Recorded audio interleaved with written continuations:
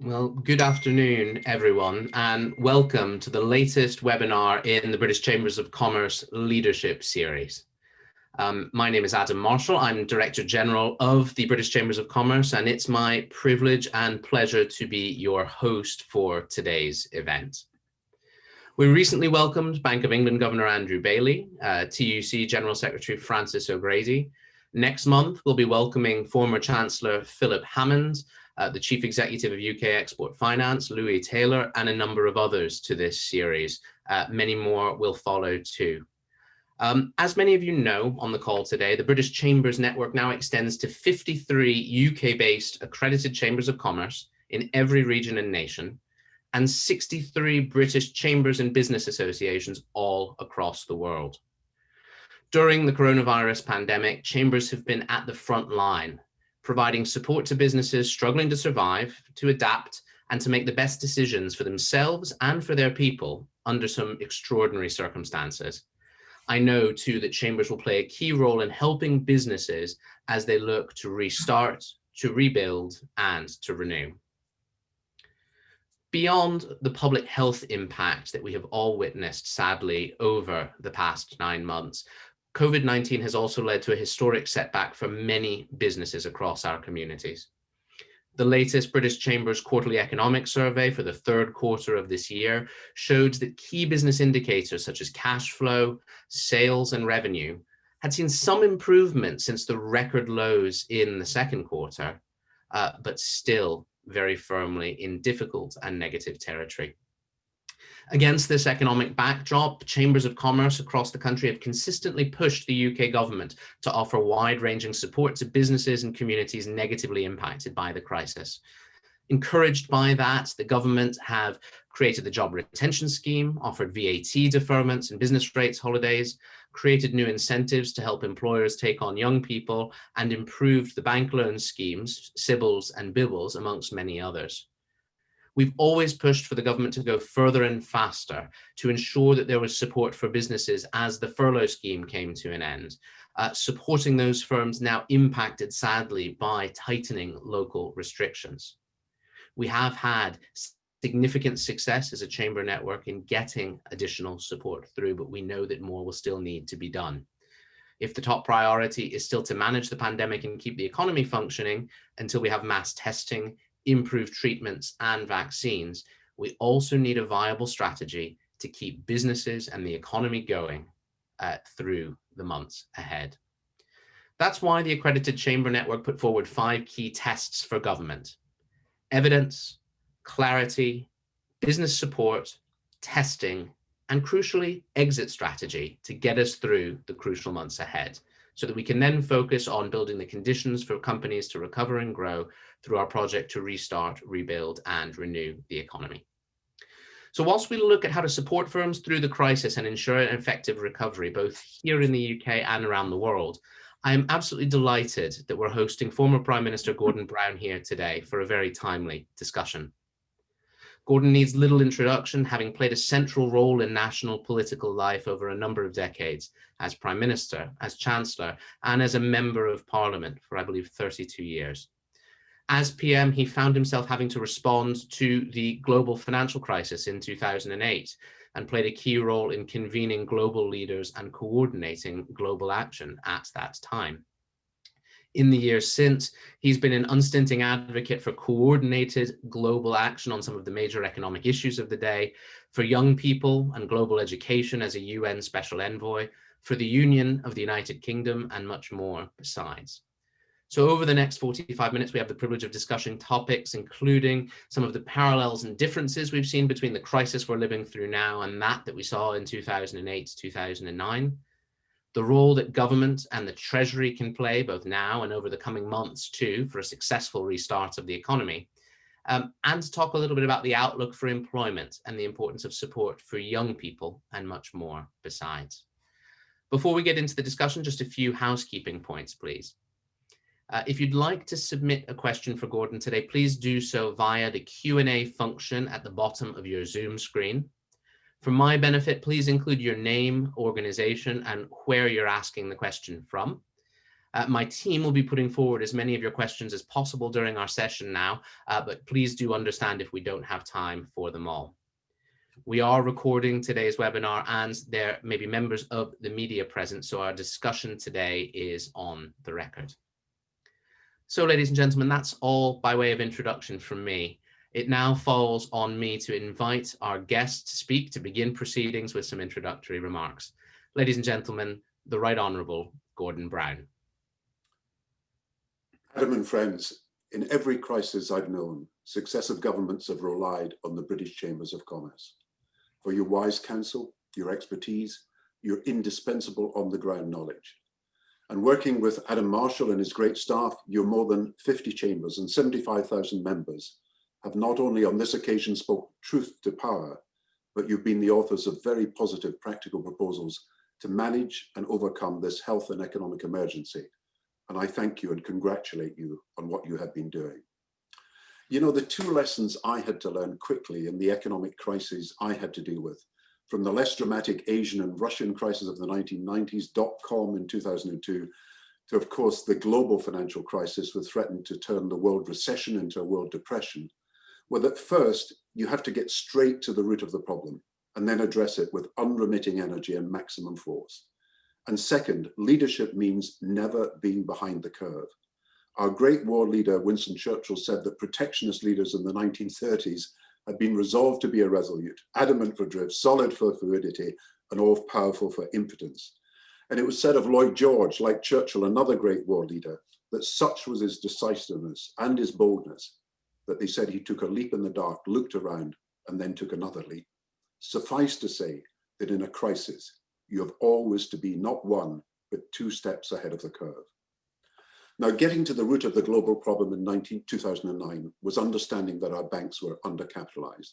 They were running capitalism without capital. And only when we refinanced the financial system, and we had to persuade other countries to do what now seems obvious, could we all begin to rebuild trust and restore confidence. Today, the roots of the crisis are different, for this is a global economic emergency that cannot be fully solved without solving the health emergency. Right at the start in March, I was one among many who said that in the absence of a vaccine or a cure, and in the knowledge that carriers of the disease often showed no visible symptoms for days, testing, that had to be our first line of defense. Today, a saliva test, or what is technically a saliva-based lateral flow test, will soon be available. It has features similar to a pregnancy test, self-administered, relatively inexpensive, with almost instant results. And it will make possible not thousands, but millions of tests every week, followed up with rapid and far more efficient contact tracing than we have now, and with, where necessary, the self-isolation that follows. This breakthrough allows employees to more easily go to work without fear, the geographically mobile to travel without heightened restrictions, and businesses hopefully to return to full activity with minimal disruption. Now, as long as our economy is hamstrung by this unresolved health crisis, the one certainty is uncertainty. And in Britain more than elsewhere, I know it is not possible to go over 2 cliff edges at once, but we face one cliff edge as furlough ends and another cliff edge as Brexit begins. And I still hope in the negotiations we can avoid a no deal and on pragmatic grounds remain associated with the job-creating Erasmus skills program, the Horizon Innovation program, and hopefully construct a joint venture with the European Investment Bank that will allow our regions to continue to benefit from most of the $6 billion a year the EIB invests in infrastructure. Now, I supported as you did because we both called for it. The Chancellor, when in March he announced his emergency program, which furloughed more than 10 million workers, helped 2 million self-employed and more, provided 40 billion in business interruption loans to 1.5 million companies, which alongside the bounce back loans, many of your members have been able to take up. But when a few weeks ago, just as the health restrictions increased, financial help was due to decrease dramatically, I said immediately that the Chancellor would have to bring forward a new winter recovery plan. Now we've had 3 mini budgets in 4 weeks, and you and I can now welcome the new part-time work incentive with employer contributions down from the original 22% to 5%. So it's now worthwhile to keep 2 part-time workers on, where previously it made commercial sense only to keep on 1. But I have to say today that there are, in my view, quite fundamental problems the Chancellor still has to address. I welcome all those publicly spirited chambers that have signed up to kickstart the youth employment programme. But with 1 million young people not doing anything from the start of November, that's 1 million young people. I've suggested from my own experience of the New Deal for Young People in 1997 and the Futures Jobs programme we did in 2009, 4 ways that we may want to discuss later where the Chancellor will have to do more. And another cliff edge in March, which will hit us all, is the removal of the £20 additional universal credit payment, which would take 6 billion spending power out of the economy. And as worried as you are about the children who go to school ill-clad and hungry, I hope that all chambers will feel able to join the many companies in your number who have generously supported Marcus Rashford's non-political schools holidays initiative to help feed the hungry. But in line with my suggestion that you have to be 2 steps ahead of the curve, I want us to act before, for many business, the liquidity crisis of 2020 becomes the solvency crisis of 2021.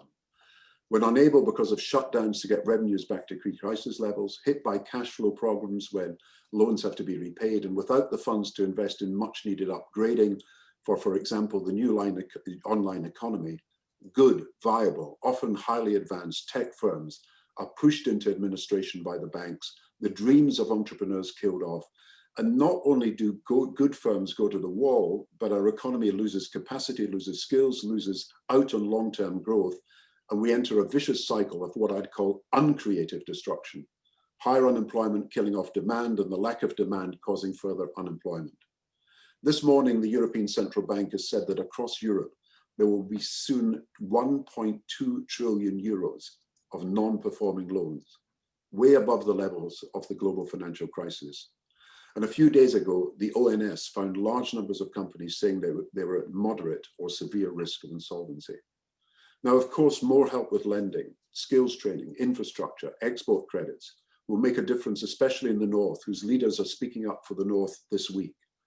But when I look at other countries, France, Germany, Sweden, Singapore, Ireland, New Zealand, where equity for loans initiatives are being put in place now to help both strategically important firms and also startup and growth companies, I would now ask the government to support the Growth Fund and the Future Fund so that they can create regional hubs, treble and more their activity, offer viable companies the chance to convert their loans into equities so that they can invest for the future. For let us be clear, and this is my final point, as I leave enough time for questions and look forward to them, it will only be through growth, getting back to far higher levels of growth, that we can bring employment back, expand the consumer economy, reduce the deficit and debt, and as important, bring back optimism and hope. Someone once said you can survive for 40 days without food, 8 days without water, 8 minutes without air, but not for a second without hope. Only by working together can we make that hope come alive. And if we can do so, we can indeed build back better and do it together. Thank you very much. Gordon, thank you very much indeed for those wide-ranging remarks. And I think there's strong agreement from Chamber of Business communities around the UK that only growth, only a functioning economy will get us back to where we can start to pay down some of the debt that's been taken on and of course have the jobs and the prosperity that we all want to see. One of the things that you mentioned over the course of your remarks is crucial to the keeping of the economy open, of course, is testing, mass testing and workplace testing. One of our key priorities that we have put forward repeatedly as well. Do you think the government has moved enough on this, or are you as frustrated as perhaps we are in the world of business that mass testing still appears to be about symptomatic individuals or the health services rather than more widely spread around the economy and around the population? Well, I would like people to be able to get up in the morning and if they thought there was a problem to be able to test themselves on their own immediately. And that's what this saliva test makes possible because it's self-administered and it's cheap. And of course, you get results quickly. So what happened in March was the government gave up on testing for a few weeks, and then it never properly recovered. And so even now, when it's perhaps 300,000 tests a week, it is simply not enough. An employee should be able to have a test. People at airports should be able to have this test quickly. People who are worried in any respect, and of course, hospitals, care workers and health workers should be routinely tested every day or every second or third day. Now, all this is possible if we can actually move forward the new technology. Now, I understand there are a number of saliva-based tests. The government are looking at mobile testing centres as well, where you actually don't get instant results, but you can get early results through a machine, I think, that does 250,000 tests a day. So you've got huge possibilities for doing this. But why is it taking so long? We've got to move more quickly. It's in your members' interest to push for this. It's in the employees' interest to have it. And it actually, for the consumer economy, people would feel far more happy and less worried about going out into the streets to go shopping and everything else if this test was available. If, as we now know, the vaccine may take some time, it's even more urgent that we do so. So it was one of your 5 points. It's something that the government should be doing. I think they blow hot and cold on this, if they do not really believe that a vaccine can actually be operative in the next few weeks or months, then this has got to be the priority. Get this done immediately. Yeah, absolutely. I think we'd agree, particularly when we look at our city and town centres for whom it could put a recovery on the agenda. And of course, for the international connectivity that we need to see across our global chamber networks and reopening some of those air routes that are so critical to business as well. It's interesting in this crisis, though, that people do not want to be alone. They want to meet people. They want to get out and start shopping again. The online economy is good, but it takes you so far. And so the testing would make this happen. And I just hope it can come in very quickly. If I was a minister at the moment, I would be pushing this every second minute, telling people we've got to get this done. Well, I think we agree on that, as does our President, Ruby McGregor-Smith, who is doing precisely that herself in the House of Lords at the moment. If we look sort of more broadly at the response across the UK, obviously our chambers cover every region and every nation of the UK. We are in a situation today where a tier 4 set of restrictions is being rumoured in England, to the consternation of many in the business community, where Scotland has already seen tier 5 restrictions introduced, where Wales and Northern Ireland have seen widespread business closures. These differences in approach between the 4 nations has led to a lot of business confusion and to a detrimental impact, I think, on a lot of companies and a lot of their people. We've suggested that we've got to bring the nations together and have a more coordinated UK-wide response. Do you see any options or any route for that to happen? Well, I would be bringing people together. I mean, I just don't quite understand why there's not a regular forum involving the mayors, the Scottish First Minister, the Welsh First Minister, the Northern Ireland First Minister, with the Prime Minister, and looking at all the possibilities of working together. You see, you can't say to a devolved parliament or assembly, or even to a regional mayor, you're not free to do things differently if you feel that's necessary. But you can say to them, look, we want to cooperate. We want to work together. We want to do this in harmony. And perhaps the difference between 5 tiers and 3 tiers is not as big as sometimes it looks. And Scotland and Wales and Northern Ireland probably could have fitted into a UK-wide set of tiers if we'd had that cooperation from the beginning. There's a lack of trust. There's not a framework at the moment for joint working. There were joint ministerial committees, I remember, between the Welsh, Scottish and Northern Irish and UK governments. And these are not meeting. I don't think they've met for a year and a half. And yet we've got the biggest crisis that's hitting all regions and all nations at the same time. So I would say first, the Prime Minister has got to make a bigger effort at cooperation. And I think he probably would agree with me when I said that. He's very busy, of course, but this is a priority. Secondly, we've got to rebuild the mechanisms for joint working. So even if people disagree about 1 or 2 of the issues, and they're free to disagree, they can find a way of cooperating and working together and making these things work for everybody. I think there's got to be a bit more inclusiveness at the centre. I think we're going to have to look at the Constitution again about why it is that this breakdown happened when it ought not to have happened. I mean, we're facing the same virus, the same recession, the same knowledge that if you don't cure it in one part of the country, you're not going to cure it in any part of the country ultimately, and it can spread at any time. So the incentive to work together on everybody's part should be even greater. So I would suggest we've got long-term lessons to learn about cooperation. Short term, I would bring a forum into being, and I would consult people regularly. I think they should be doing it on the testing issues. I think they should be doing it on the lockdown issues. I think they should be doing it on the employment issues and business support issues. And look, I know from my experience of working with the Chambers of Commerce that you've got the local and regional knowledge that every government needs to draw on. And equally, the mayors and the first ministers and so on have got local and regional knowledge that the centre must draw on. And we can't just say the man in Whitehall knows best all the time. In fact, some of our local representatives will know better, and we've got to draw on that. You're making, Gordon, a persuasive case for cooperation within the UK and for greater coordination within the UK. But in your remarks, you also mentioned cooperation and coordination around the world.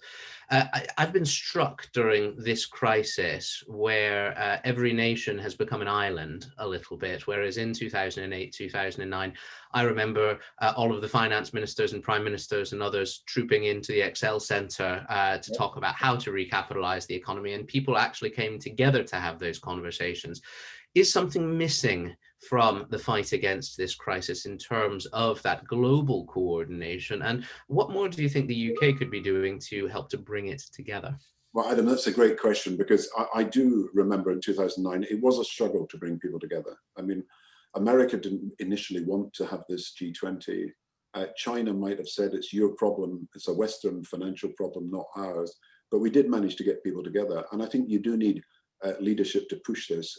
You know, if one or two countries really pushed for this, it would have happened. So what's the downside for us if this is not happening?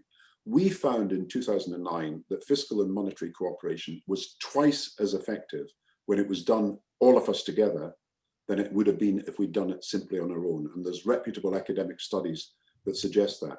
So we're now about to move into a recovery phase, we hope, and fiscal coordination would be absolutely crucial to this, because if you have that fiscal coordination, then trade can expand, growth obviously can expand as a result of that, and employment will expand.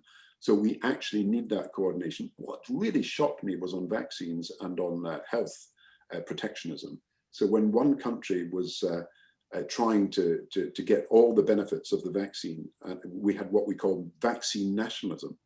And when people pulled out of the World Health Organization, America, of course, in particular, I mean, you can review it at the end of the crisis, but to pull out in the middle of a crisis when you're relying on countries to come together to get a vaccine, to get a cure, to agree on treatments, to get health equipment moving around the world, that was incredibly unfortunate. So I hope we learn from this crisis that any country's independence is now limited by their interdependence, that we have somehow to find a way of cooperating when you have a global virus, a global recession, and a global solution that has to be found. And I hope that the G20 summit in Saudi, which is going to happen online, of course, in November, will deal with the problem of debt relief for the poorest countries, the restructuring of debt in some of the emerging markets, the issuing, as we did in 2009, of new international money called SDRs. That would be about $1 trillion that would boost the world economy. But I think from experience, we do know that where cooperation works, it's often twice as effective for the economy's growth than if people just act on their own. So there is a lesson to be learned. Thank you. And just in relation to your points on cooperation and debt relief, you mentioned also in your opening remarks the question of how we deal with the enormous debt that's been taken on by UK companies as well. So perhaps this is something that has both a global set of ramifications and a local set of ramifications in terms of the recapitalization of businesses and ensuring that there's enough working capital and enough growth capital out there for businesses to power us out of this crisis. Now, it's interesting, we in Chambers of Commerce and other organizations have actually worked a lot with the city on this in recent months, because actually we're all on the same side here, trying to figure out how we get businesses recapitalized, how we get new equity into firms, how we ensure that working capital, export finance, trade finance, growth capital are all there. Are there other interventions that you think the government needs to take on this agenda? Because it feels to me like quite a lot of the initial decisions have to be taken by the Treasury for the financial institutions to then come in behind. Well, I notice there's much pressure now from the North to advance infrastructure and the green elements of that. So I hope that can be agreed. I think the one thing that I was emphasizing today, if you want to be ahead of the curve, know that you face a solvency crisis in a few months' time.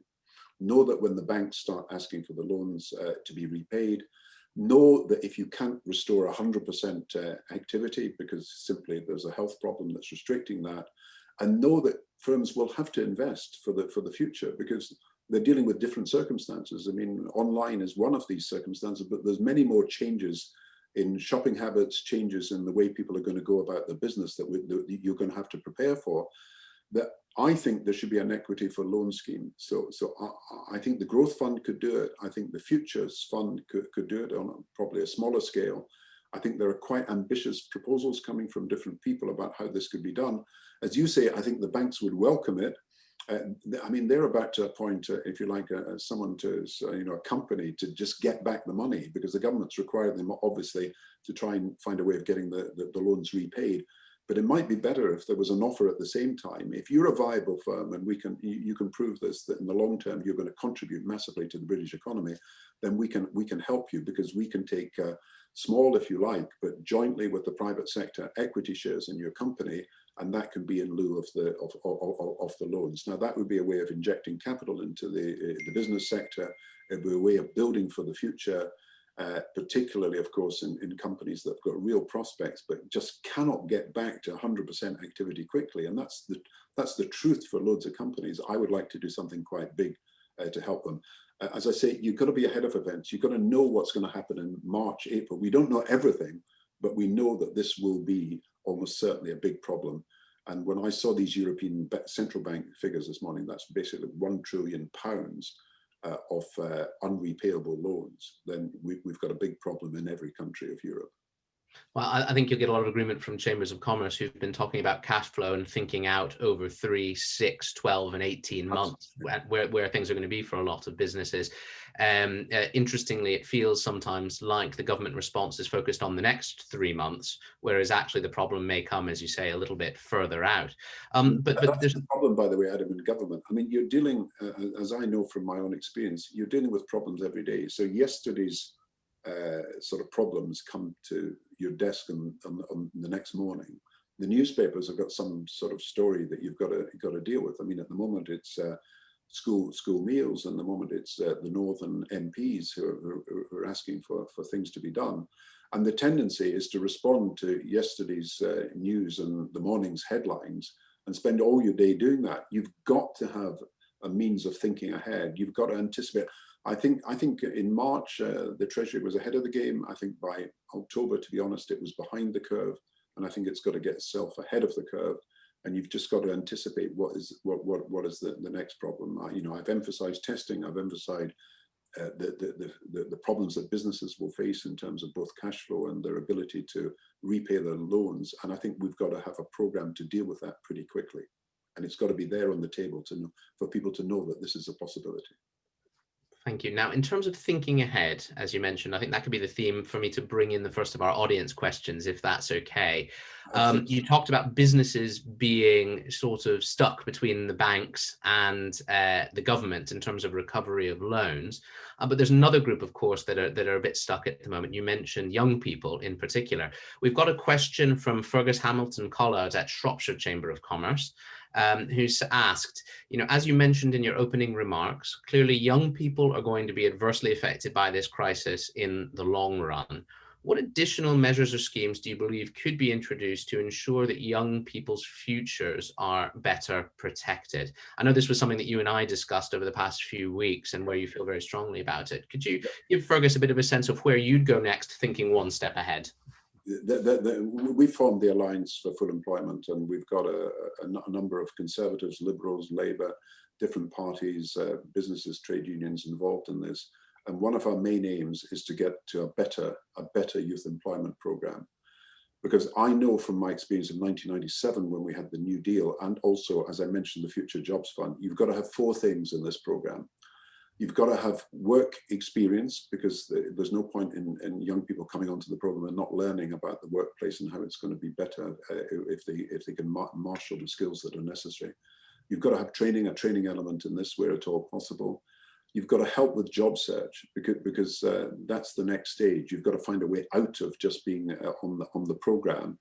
And you've got to give, in my view, employers in this particular instance where you're having to lay off workers in some respects, and at the same time, you're going for part-time work in other respects, We've got to give employers, say, a few months down the road, incentives to be able to take young people on. I would say it's probably about for 6 months, £100 a week, maybe £2,500 to get for an employer to consider taking someone on. So you've got to bring all these four together. In addition, I think we've got to create more college and apprenticeship places. I think this is a missing element. I'm quite surprised that during this crisis, right at the beginning, I think we should have had a training element for everything that we were doing. I mean, that could have been done online as well. We should have done something about giving people online some of the skills that are necessary for the future in a bigger way than we're doing. But generally, if you have 1 million young people, as I suspect that is the figure at the beginning of November, the furloughed, the school leavers, the college leavers, the university leavers, and the long-term unemployed, and then those people that are in these lockdown areas as well. If you have 1 million young people doing nothing, they may not be on street corners anymore because basically they're all isolated, but the mental health and other problems associated with it and our long-term future, we cannot afford not to spend. Now, when we did the Future Jobs Programme, we found the average cost was £3,000 per young person. That's relatively small, to be honest, to get a large number of young people back into work. The benefits for an employer was something in the order of 3,000. The benefits, of course, to the young person were obvious. And so it is not as expensive when you take everything into account, including unemployment benefit and everything else. It is not as expensive as people imagine it to be. But we have got to do better than we're doing, because I fear that we're going to have an alienated group of young people who will get used to the fact that they're not working, and that becomes a social problem and a mental health problem as well as an employment problem. So in a sense, an ounce of prevention is worth more than a pound of cure in terms of job sustainability. But I want to connect that, if I can, as well to environmental sustainability, because we've got a question from Anya Stolta. Anya, my apologies if I've mispronounced your name, who's the founder of a company called CreateWorks. And Anya has asked us, how do we make sure that we rebuild our economy post-COVID in an environmentally friendly and sustainable way? Do you see opportunities for the creation of jobs in the renewable energy sector or other future technologies that will help us on our journey to sustainability? So in a sense, twin sustainability here in terms of employment, but also in terms of the environment. Yeah, Anya, that's another great question. Look, in the recovery after 2009, we looked at this recently, and only 10% of the infrastructure investment and the investment made was on green projects. We've got to do a lot better than that. And I think the government wants to do a lot better than that. The question is it going to do better than that? First of all, on the young people, we did an environmental program that got young people involved in all sorts of ecological and environmental activities. It wasn't that successful, I'm afraid. We would have to do better. And maybe, Anya, you've got some ideas about how to do that. But I think the government would respond to ideas about making an environmental dimension, creating an environmental dimension to the youth employment program. As far as the Green New Deal is concerned, I am shocked how little of the wind, wave and solar energy market that we're winning for British firms at the moment. I mean, I know in my own area where I stay, which is Fife in Scotland, a contract's been awarded in the North Sea, and 46 of the 54 wind turbine jackets have gone to Indonesia, where Scotland is trying to build, as is Britain, an offshore wind supply industry. So I think we've got to look at the state aid regime. We've got to look at how this could be made better. We've got to start winning some of these contracts, and that's very important as well. I think, again, this is where cooperation matters. I mean, I don't see why on pragmatic grounds, this is pragmatic grounds, we're going to run COP26 in 2021 in Glasgow. We couldn't link up with the Europeans on a Green New Deal. I mean, after all, we've got the North Sea, which is shared between a lot of countries related to Europe.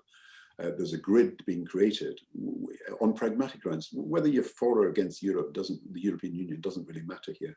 Could we not link up to do a more effective Green New Deal? Because I think there is common cause, hydrogen power as well as wind, solar and wave power, where we could do substantially better. Carbon capture and storage is something that comes back on the agenda, but a whole series of initiatives on green investments have really got to be looked at very carefully. Thank you for that. You mentioned COP26 in Glasgow, which gives me a great segue, Gordon, if I can, to a question from Stuart Patrick of Glasgow Chamber on a slightly different issue, but I think one that is very important. We talked about testing a little bit earlier. Where in the world do you think the testing strategy is working, and what could we learn from that? Do you have any exemplars in terms of your view of what's going on in other world economies on testing and on staying a step ahead of the curve? Yeah, I talk often to Thurman, who's the senior minister in Singapore, who's a very good friend of mine. I mean, Singapore has done a huge amount of testing. I think Korea, some of the Asian countries. You know, you pick up a newspaper one day, I think it was a Wall Street Journal, and I read that in one weekend, China tested 11 million people in one city because they decided there was a problem there. They did blanket testing. Everybody was effectively asked to be tested, and they could do 11 million tests in one weekend. Now, you know, if you make up your mind, look, what I found in government is if you make up your mind to do something, you can do it. But if you hesitate, if you go in a half-hearted and not fully committed way, you don't get things done. It comes back to your original point when you said in your initial remarks the importance of mass testing. You've really got to go at it, and some countries have, and I mentioned those who have. We are probably as good as many other countries in Europe, but it's simply not good enough, and we've got to do far better. So, the question from Glasgow, Scotland, by the way, was quite far behind on testing, despite what people say in other respects, for many months. So I think 300,000 tests have been done in the last day I looked at it in England. And I think about 20,000 tests in Scotland. I don't. We may be higher now, but we should be at hundreds of thousands of tests. I think that's the feeling amongst a lot of business communities, because it's of course the key to staying open. Well, I think you mentioned the saliva test is going to be about £5, so it's not outside our ability to pay. I think the airport testing they're talking about is quite expensive, but if we can get the new saliva test, it will make a real difference. Thank you. You're giving me lots of segues to some very diverse questions here. And you said, make up your mind. And the word mind has given me, if that's okay, my segue to the next question, which comes from John McCabe, who is the managing director of Fusion PR Creative. And he's also immediate past president of the Northeast England Chamber of Commerce. Good. And John says, today we learn the Time to Change mental health campaign will end next year due to a lack of government funding. Business is already stepping up where government is stepping back, but times are tough for many in business. How do we ensure that the support business is providing to our most vulnerable doesn't become a permanent free pass for government? So this question of mental health, as well as environmental health, as well as employment and everything else, that really does sit at the heart of this pandemic recovery. So this question, Adam, is really, how do you get things done? When you know there's a problem, how do you persuade people to get things done? Now, sometimes it happens when the government says we'll do it. Sometimes it takes a long time to persuade people that it should be done when you know public money has got to be involved, otherwise it can't be sustained. And I like the idea that business starts off by saying, we will do this, but you've got to come in and do this. And if the individuals were prepared to come in, or local authorities, we can do more. We might think more of cooperative ventures in this respect. You see, Marcus Rashford, to his great credit, has managed to get loads of companies involved, loads of local authorities now working with them. And of course, he's created a momentum for this problem, which is that, you know, the holiday school meals are not being available, can be dealt with. And he's raised the profile on this. On mental health, I think Prince William has done a lot to raise the profile on mental health, as have some very important people who've talked about their own personal problems. But I think business is doing a lot. So why don't you say, I think you probably are, but why don't you say to the government again, look, we will do this, but you have got to help us by doing that. And over time, it's got to become something that is recognized to be a public service that is needed by everybody. No, I think a lot of businesses feel exactly the same way. It's interesting. I was on a conversation with our chamber in the Thames Valley just the other day. The keynote speaker was one of your successors, Theresa May, who has campaigned herself very much on the question of mental health and ensuring that we have the appropriate facilities to support people through that, which links to Jill Saville's question. Jill is from the Luxembourg Chamber, British Luxembourg Chamber, talking about mental health. How did you retain your own resilience during the crises that you faced whilst in a high office? What tips do you have for leaders in times of uncertainty? We're hearing this from a lot of business people who look to others who've been through crises for some of the examples that they may have brought to bear thereafter. I think you get on with the work. I think whenever you have personal tragedies in your family, or whenever, and we've had a few, and whenever things are very tough, I think you've got to remember that by keeping going, getting on with the work, you get yourself back into a situation where you see a future, you see things working better. And I've always thought that the only thing to do is to get up in the morning and start again. So whatever disappointments you have, whatever sort of problems that you face, the best thing is actually just to get on with the work. And I think then you realize, now I'm not saying this will help everyone, but then you realize that you are doing something that's positive, that's creating something that's making a difference. And I think you know, I've always encouraged people, and the people I've read about, I mean, other leaders I know, this is really the strategy that they have as well, that if they're down and if difficulties are facing them, and particularly, of course, if you have a death or in your family, you've just got to get on with it. And that is the best way of recovery. Thank you. Now I'm going to move on, if I may, to some questions that are more focused on sort of the macroeconomy, on the Treasury, and dare I say it, on Brexit as well. Yes. The first one that I have here is from Andrea Law of Enthused Communications in Manchester. And Andrea is actually talking here about productivity and some of the comparisons to Germany. She's asked, before the last recession, UK productivity had been similar to Germany, but after the recession, Germany more than recovered and we never fully recovered. What lessons can we learn? And what is your advice to improve productivity as a result of this recession and this historic pandemic that we're currently facing? Yeah, a good friend of mine, David Sainsbury, Lord Sainsbury, who's the Chancellor of Cambridge University, but was also our science minister, has just written a book called Windows of Opportunity. And I feel that gives us the best insight I've seen into what the productivity gap is all about, because he takes it down to a sector level and to a firm level. So when we had North Sea oil at its peak, the productivity per worker was something like £500 per hour. But simply because North Sea oil is a very capital intensive business and needs less workers than perhaps other businesses. Then if you looked at manufacturing, it was only about £50 an hour. And then if you looked at services, and some of the job intensive service sectors, only £25 an hour. And there is a problem in the British economy where we haven't managed to create as many new and advanced manufacturing opportunities. And therefore, our productivity levels look a bit lower than I think a country like Germany as a result. So I would have a debate about what is necessary for increasing productivity in the next few years. This would be the right time to have it because we need the growth, and growth requires productivity. And I would look sector by sector at what improvements we can actually make in this. I remember when we came into government, we commissioned a big survey in 1997 on productivity. And one of the areas was the hospitality industry. An American firm, I'll not name them, came in and did a study of the hospitality sector and said, look, the real problem in Britain is that you should be knocking down all these old hotels because the rooms are not yielding the same productivity and the same returns as modern new hotels. And I had to point out to them that a lot of the success of the British hotels industry was what we had these great historic monuments and these great historic places that people wanted to visit with some sort of heritage and some great culture. So you can make mistakes on productivity as well by looking at something that may in the end not actually create the returns you want. But I think this debate is necessary. I think the chambers could lead this debate, and I think the government would be interested in having it with you. And I do think we should look sector at sector at what's happening. You see, North Sea oil is half what it was as a share of the economy 15 years ago. And therefore, your productivity gains from North Sea oil are going to feed in, the lower productivity gains from North Sea oil are going to feed into the rest of the figures. And you've got to look at the changing balance of the economy as well. So you can have some very, very good companies, but you can have some sectors that are really falling behind.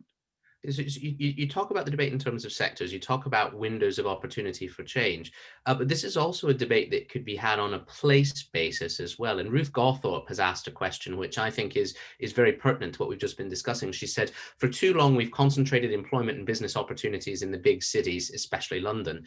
The government doesn't seem to have recognized the level playing field that change would open up for people who live, for example, here in the Southwest. So Ruth hails from the Southwest. In Scotland, Scotland, the east of England, in Wales, and other more remote parts of the country, we could be so much more inclusive and diverse and work where we love to live. And I think what Ruth was asking for were your thoughts on that. But if I can add a sort of a riff onto her question, it's, can we have this debate about productivity also around place, please? I think that should happen as well. But you've got to remember that one of the complaints that's coming from areas outside London is that so much infrastructure spending in the UK has been devoted to London and the southeast.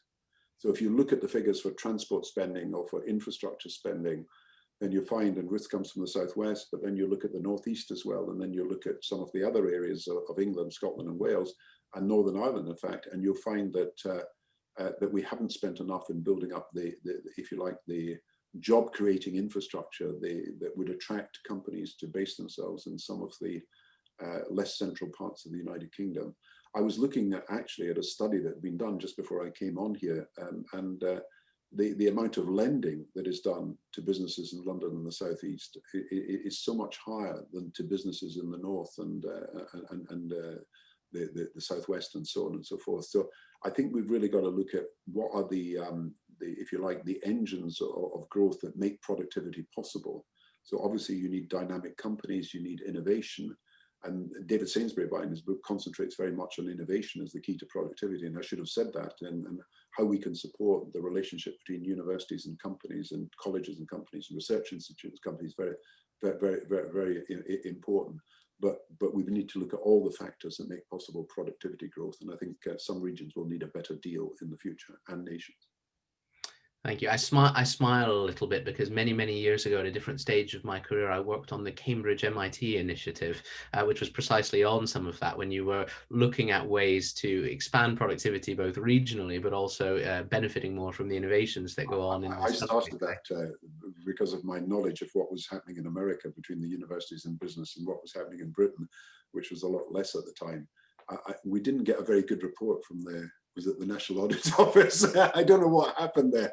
You've just given me my next segue, however, which is around the National Audit Office, but it's around the question of cost, as it were. You know, we've been sitting here, you and I, freely spending over the last half hour or so, COVID interventions, rebuilding the economy, leveling up, sustainability, helping young people, all things where we think that there are valuable interventions that would help businesses grow the economy in future.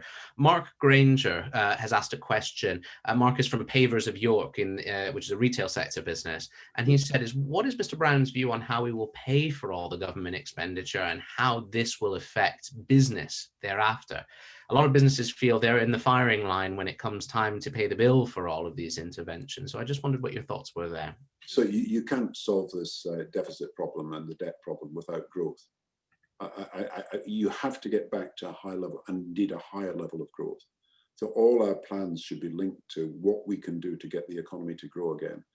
I noticed in America, because they had a far higher rate of growth after 2010, that they managed to reduce their deficit dramatically. And I noticed in Britain that because we didn't have that higher level of growth, the deficit was very slow to be moved. Mm-hmm. So growth is the key to this. Now, things are different now from what they were a few years ago. One, I mean, this is obviously a one in a century event. So you're dealing with something that is quite unique. Germany, which has always had a debt break in recent years, has removed it because it knows it's got to spend now to be able to, if you like, succeed later. So spend to save, and if you like, spend to succeed is necessary. And all the countries more conscious of debt in Europe are doing this. And of course, the cost of the debt is a lot lower. Mm-hmm. I mean, you know, when we were dealing with it in 2009, it was 4% interest rates. You're now dealing with what? You know, it could be, 0.5, it could be 0.25. It might be negative at some point. Someone may pay you. yeah, exactly. So the cost of managing debt and the cost of the deficit is a lot lower. So I think you've got to operate with the view that you're dealing with an extreme and unique set of incidents.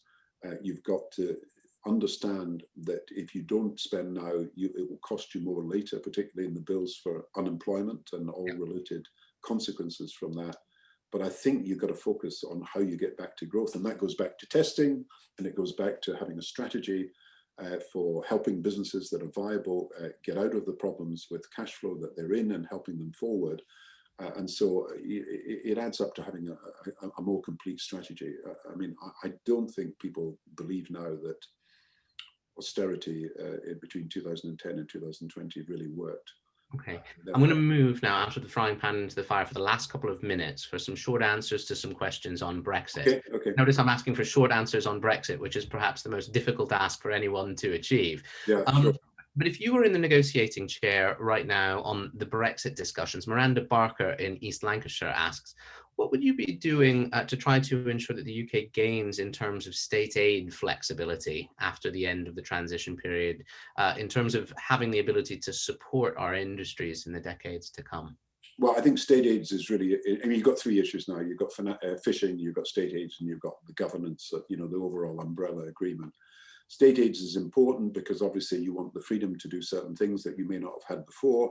But equally, I think that Germany and France are actually more keen to get state aid relief at the moment than even in Britain. So I don't think the European rules are the biggest problem, but I do think you need a panel, you need a legal tribunal that is not the European Court of Justice to adjudicate this. And I think this is what will come out of the negotiations.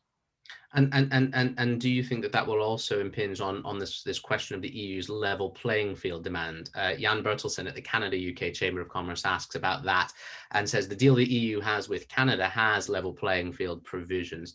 How do you see the UK's competitive edge going forward? Oh, I think what's going to happen, to be honest, is going to be a minimal deal. It's going to be, if you like, a thin deal. And the thin deal will be, we will allow you tariff-free access to Europe, and Europe will get tariff-free access to Britain. But if you breach the level playing field, and that will be a judgment made by the European Union at some time, we'll withdraw this. We'll draw this tariff-free advantage. So I don't think you'll see things sorted out in detail in this final agreement. But I think the threat will hang over Britain that the EU may withdraw the tariff-free gains if we do not abide by something approaching a level playing field in environment, in social, in health standards, in product standards. I think that will be the end product. So if you like, it's going to be a pretty rocky ride for a few years, unfortunately. So if you see that uncertainty, Bill Batchelor has asked, how would you seek to steer the UK economy in a post-Brexit world? In a sense, there's that uncertainty hanging over the outworkings, as it were, of any deal and any proceedings that the two parties might put in place between each other. What can the UK do to actually set a course given that? I think to get out of this mindset that Europe is a problem and it's got to be bashed and we've got to keep away from it. Trade with Europe, even if you're not part of the political union. Find a basis on which we can trade with what is our biggest trading partner. 50% of our imports, 50% of our exports or so come from and go to Europe. We've got to find a basis on which we can live with each other in the future. Now, I think the Europeans may be ready to do this. I think we are ready to do this, and companies are ready to do this. I think we've got to find the basis of a harmonious relationship for at least the next few years until we see what is going to happen. But I don't think we should be practicing politics in this. I think what we should do is realize the pragmatic benefits to each of us if we can have a harmonious trading relationship with Europe. And of course, I think businesses and pragmatism also go hand in hand. So many are feeling precisely the same way, I think, today. Final question on this, and I'll bring the event to a close, is from David Pike, who has brought up the perfect storm of Brexit and COVID coming together at the same time, and has asked, will COVID be blamed for the inevitable economic hardships of the Brexit project? How much better might Brexit have been in the absence of COVID? I think David's asked an enormous question, possibly an unanswerable one, in a couple of minutes. But do you have any immediate views that you might want to share? I think people will make their own judgments depending on what the standpoint is. If you're very pro-Brexit, you'll blame COVID. If you're very anti-Brexit, you will say that Brexit is to blame. I think, I want to see a pragmatic and positive relationship so that we get the benefits for jobs, for young people and everybody else from the trading that we do. And that's what business is all about. I want us to stay in Horizon, in Erasmus.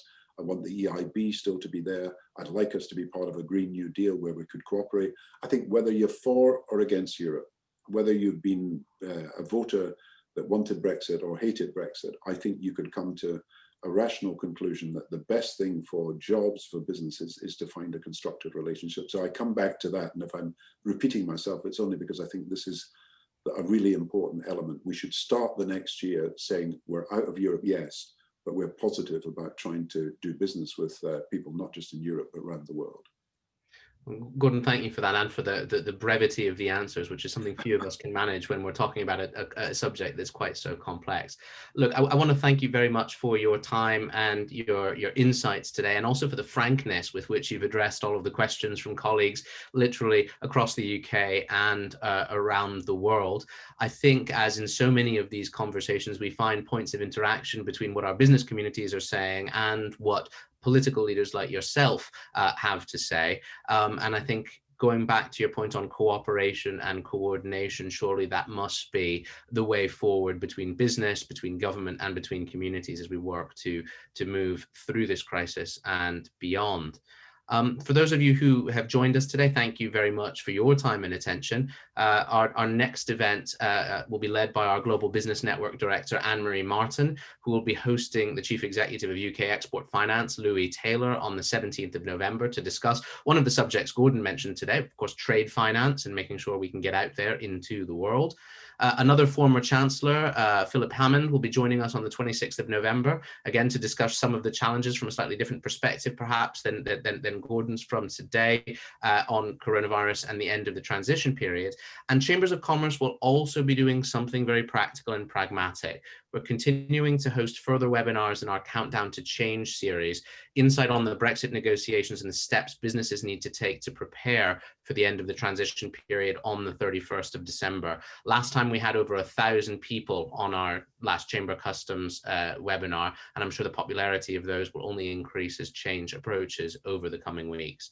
So full details of all of those are available on the BCC website and via, most importantly, your key connection, your local accredited Chamber of Commerce. Gordon, on behalf of all of us, thank you for being with us today. If you had one final word for us as Chambers of Commerce before we go, can I invite you just to give it to us now? Well, I think you should be pressing for what you think's right. I think your voice should be heard. I think this is a far more open discussion that's got to be had about the future, and you should be right at the center of it. And as long as we don't lose you to a TV compare job, because you're very good at this, Adam, I hope you'll be leading the Chambers of Commerce into the future and into a more positive dialogue than perhaps all of us have had in the past. So I wish you well, and stay away from the Jeremy Paxman role and keep with the Chambers of Commerce. Gordon, thank you very much indeed. And thank you, colleagues, for joining us today. That brings our webinar to a close. Do join us again next time. Take care. Thank you.